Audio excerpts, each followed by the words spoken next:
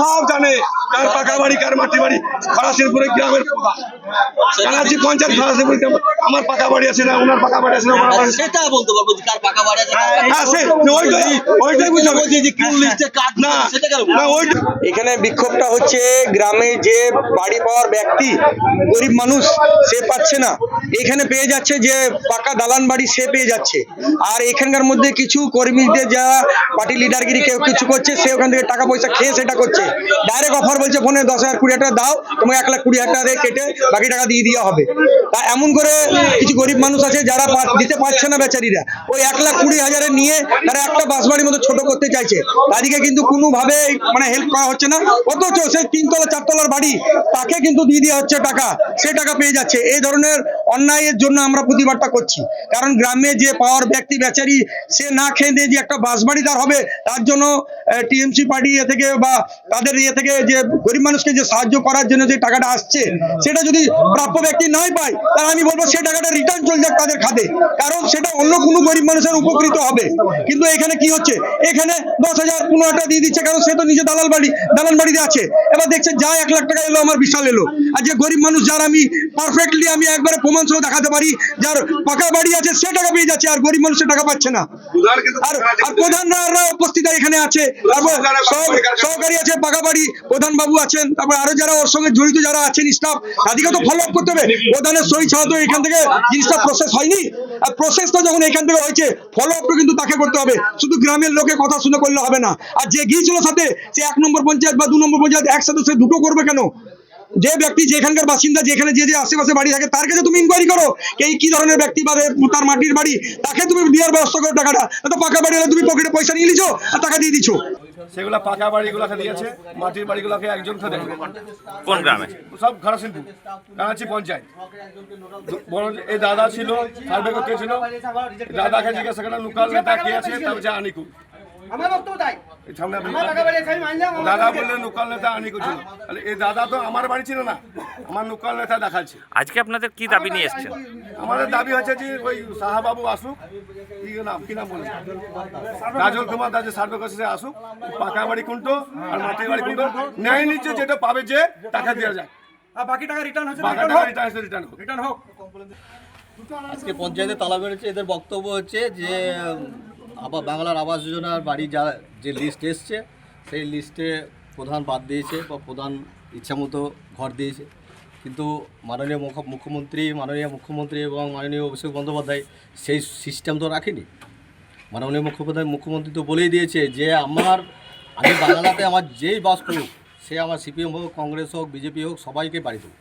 তো সেই হিসাবে লিস্ট পাঠিয়েছে এবং সেই অনুপাতে কোনো পার্টির কর্মী বা কোনো আমাদের মানে দলের মানে ওনাদের দাবি কি ওনাদের দাবি মেম্বার সঙ্গে যাবে না বা তাদের কথাতে বাড়ি পাবে না। ওনাদের দাবি কি?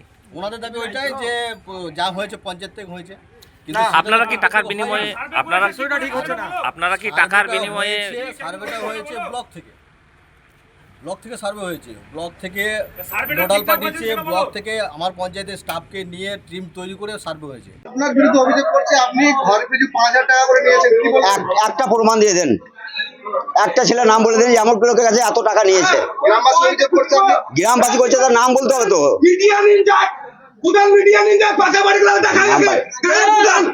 একটা নাম বলতে কি বলছে ও বলছে একটা নাম বলে দেখ না, যেটা এমন বাড়িতে টাকা নিয়েছে একটা বাড়িতে বলতে। আমাকে ডেকেছে, বাড়ি দেখিয়ে দিয়েছে দূর থেকে, ওই অফিস স্টাফরা, অফিসে কে ডেকেছিল? অফিসের স্টাফ দেখেছিল, হ্যাঁ ব্লকের স্টাফ এসেছিল, ওরা ঘর চিনে না। হ্যাঁ মেম্বারকে ডাকা হয়েছিল, মেম্বার বলেছে আমি যাবো না, সেই হিসাবে ঘর দূর থেকে দেখিয়ে দিন চলে এসেছি। বাকি আমি জানি না, বুথ নম্বর 72। আপনাকে ডাকলো কেন? ডাকলো জানি না, ওরা বললে বাড়ি চিনার জন্য। আমি বুথ সভাপতি আছি, হ্যাঁ দীর্ঘদিন ধরে বুথ সভাপতি আছি। পুরো মিথ্যাবাদী, একটা প্রমাণ দিয়ে দেন না। ওরা যে বলছে আমাদের কাছে তথ্য প্রমাণ দিয়ে দেখ না, 5,000 টাকা দিয়ে দেখ, দিয়ে দেখ, বলে দেখ, খালি মুখে বললে তো হবে না, বলতে হবে যে আমার লোকের কাছে টাকা নিয়েছে, নিয়ে কাজ করেছে। আমি দল ছেড়ে দেবো বা পঞ্চায়েত ঢুকবো না।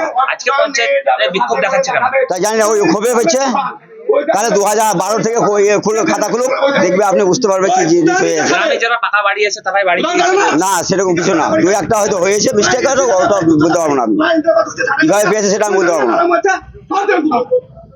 যারা পাকা বাড়ি আছে, তারা কি বাড়ি পেয়েছে? না সেরকম আমার কাছে নাই, এক দুটো হয়তো হয়েছে, সেটা আমি জানি না, অন্য বাড়ি হয়তো দেখেন করেছে।